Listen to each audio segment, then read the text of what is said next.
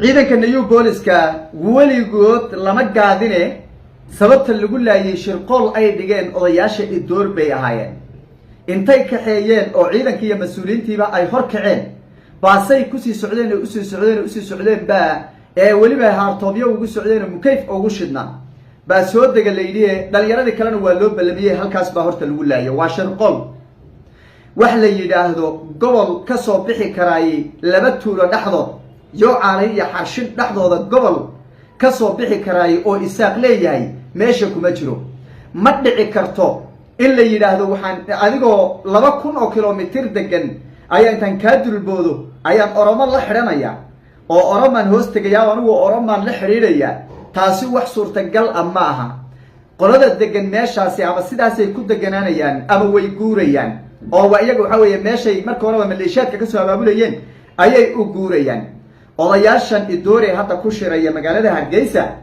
ee u shiraya gudaha dawladda deegaanka Soomaalida maxay tahay ujeedkoodu maxaa ka quseeyo gudaha dawladda deegaanka Soomaalida dawlad baa joogta awood leh ciidan leh maamul leh system leh maxay ugu shirayaan oo loogu shirayaa gudaha dawladda deegaanka Soomaalida argagaxiso weey warsoo dhawaada odayaal waxaan rabaa inaan muuqaalkan ku dul istaago 4 qodob oo maalmahan baraha bulshada si weyn u haysata waa midda koowaad sababta keentay in ciidan New Booliska intii la laayo haddana meydadkoodii ay asbuuc ku dhawaad yaalaan oo gawaaridoodii la furfurto la bileeqaysto waa qodobka koowaad shirqoolkaas ciidanka loo dhigay cidda u dhigtay geesay wax u dhaceen waa dul istaagaya waxaan dhanka kale iyadana dul istaagi doonaa beerahaysa ama idoor waxa ay leeyihiin annaga waxaan rabnaa inaan hoos tagno dawladda dhexe oo ma doonayno inaan hoos tagno kilalka shanaad ee ogaadeenku uu xukumo waa qodob iyadana baraha bulshada haysta oo doodahooda meelaha la iskugu imaaday gruubyada iyo fadhi ku diririyahooda ay ku doodahayaan warbaahintana ay la taagan yihiin waa qodobka saddexaad ee gobol hana la siiyo oo halkee gobol laga siinaya degmada Yoocaale ee gobolka Jarar iyo degmada Xarshin ee gobolka Faafin tuulooyinkaasi u dhaxeeya ee Dawacaley ee lagu dagaalamayay halkaas baa gobol nalooga dhigaya oo gobol ayaa halkaan nalooga dhigaya waa qodobka saddexaad waa qodobka afraad ee ah anaga ogaadeen ayaa nagu soo duulay oo waan iska celinaynaa afartaasi qodob oo muhiim ah baraha bulshadana si weyn u haysata ayaa rabaa inaan dul istaago waxa kale oo raaci doona odayaasha isaaq intay Xarshin iyo waxa weeye Dawacaley ka tageen in arrimaha halka ka jira uga shiraya magaalada Hargeysa iyadana waan dul istaagaya ujeedada ay leeyihiin soo dhawaada muuqaalka la saara fogeeya beendheer ka tuura idin kana insha Allah taala aynu ku bilownay waxaan ogsoonayn in maalmo ka hor dagaallo xoogan ay ka dhaceen deegaanka Dawacaley oo hoostaga degmada Xarshin gobolka Faafan inta u dhaxaysa degmada Yoocaale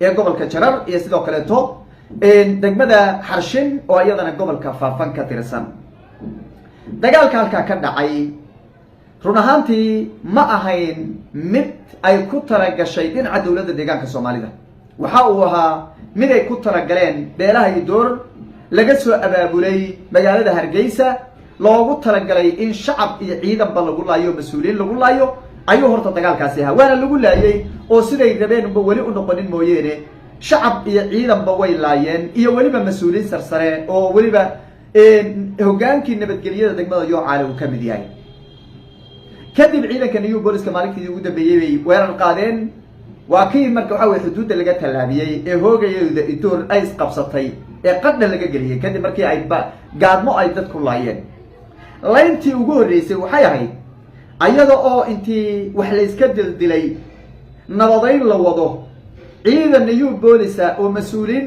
nabadeyn waday la socday ayay odayaashii idoor waxay dhaheen ina keena waxaan tagaynaa meesha wax ay ka jiraan ee la isku haystaan tagaynaa ina keena halkaas aan ku wada hadlaynaa dhulkii la isku haystay markii hore sheekadu ay ka bilbilaabatay ayay waxa weeye meeshii baa la tagay ciidankii oo halkii jooga oo New Booliska xataa aysan ahayn ciidan iska dharcada ah oo gawaaridooda wata ilaa dhulku waa iska amniye baqdin ma jirin odayaashii say u sii wadeen gawaari mukayf intii la siiyay wada haartoob intii la siiyay markii laga soo degay ciidan oo baa maleeshiyada baa 4 gaar ka maray kad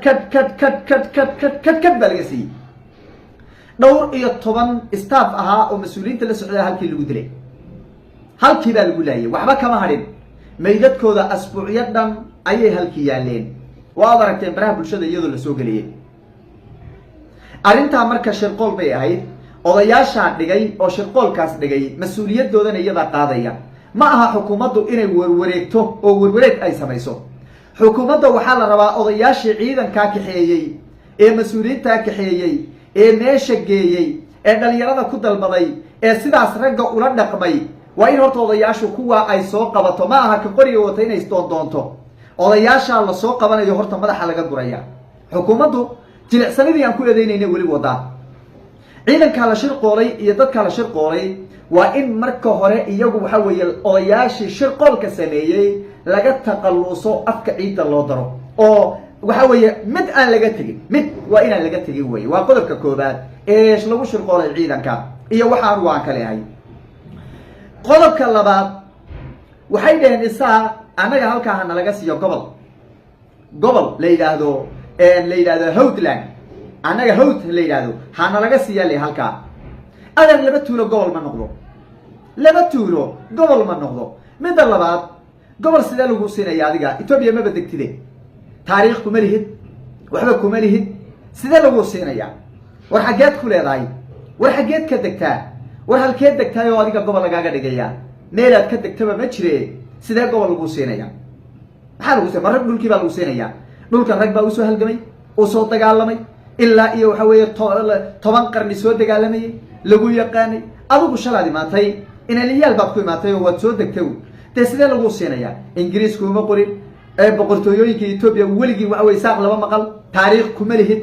war haddaan soomaalinimo kuu soo dhaweystay oo aan wax kaa siiyey oo guddoomiye degma aan ku siiyo, hal degma kuu magacaabay, oo waxa weeye maamulkii dowladda dhexe wasiir ku-xigeen kaa siiyey, ma inaad iswaalwaashaa mise waa inaad alxamdulilahi tiraahdo oo waxa weeye aad hoosta allabariga ka wado? dee dhulka adiguma deganide. taasina door baan leehay. wax gobol la yidhahdo meeshaa ka soo baxaya iyo wax gobol oo sidaa lagu helayo midda ma jiro. qodobka saddexaad ee annaga etoobiya nala hoosgeeyo. dee meelba malihid, xaggeen ku hoosgeeyaa? midda labaad, maanigaad iga dulboodaysaa. etoobiyase adiga maxay kaa dhigaysanaysaa? maba taqaana adu etoobiya dhaqankeeda, kuma taqaano adiga. meelaad ka imaatay ma taqaano, meelaad degta ma taqaano. meeshan reer baa dawaan gashan, reeraha dawaan gashan, dadka dawaan gashan bay etoobiya la xaajootaa. waxay soo qaataan bay dadka kale soomaaliyeed wax ka siiyaan, oo waxa weeye ay soomaalinimo ku siiyaan, oo weliba u cadaalad sooraan. adiga marka xaggee degtaay oo gobol lagaaga dhigaya? halkee gobol lagaaga dhigaya? halkee degtaa? xaggee side waxa weeye lagaaga dhigaya? adigu aad etoobiya ku hoos tegaysaa. ma hargeysaad waxa weeye ku hoos adoo hargeysadooda hargeysaad ku hoos tegaysaa? taana iyadana waxaan leehay waa dameer qaaqi yidhi oo iska qayliyey baan hadalladaa ku tilmaami karaa baraha bulshada haysta ee beelaha isaaq oday iyo nin walba uu la taagan yahay. ta afraad ee ugu dambaysa, odayaashan ku shirahaya magaalada Hargeysa ee u shiraya beel arab baan nahay, ee beel fulaan baan nahay, ee haddana u shiraya xarshin iyo caaliyada wacaley u shiraya. waxaad ogsoonataan waa dembi aad kororsanaysaan. dembi aad kororsanaysaan weye. markaad intaad soo shirtaan soo noqotaan, ciddaad la shiri lahaydeen baa la rabaa. waa la qaqaban kuwa iyagu, waa dambiilayaal, waa argagixisadii deegaanka soo weerartay wey. annaga deegaanka soomaalida looga shiri mahayo Hargeysa. xaaladda deegaanka soomaalida Hargeysa loogama shirayo. nimaan deegaan ahayn u shiri maayo. nimaan deegaan ahayn uma shiri karo. ma loogu shirayo. dowladda deegaanka waxaan leeyahay laamaha amniga, dadka noocaasa ee argagixisada dhexdeeda ku shiraya waa in tallaabo laga qaado weye. ma adkaysan karno oo ma dhowran karno. run ahaantii annagu haddaan nahay shacabkii, ciidan iyo boolis oo meel lagu laanayo laleeyahay ciidanka laaya lama garanayo. lama adkaysan karo maleeshiyaad intay soo abaabulaan gudaha dowladda deegaanka soomaalida dagaal ka ridaya. waa argagixisadii hulul soo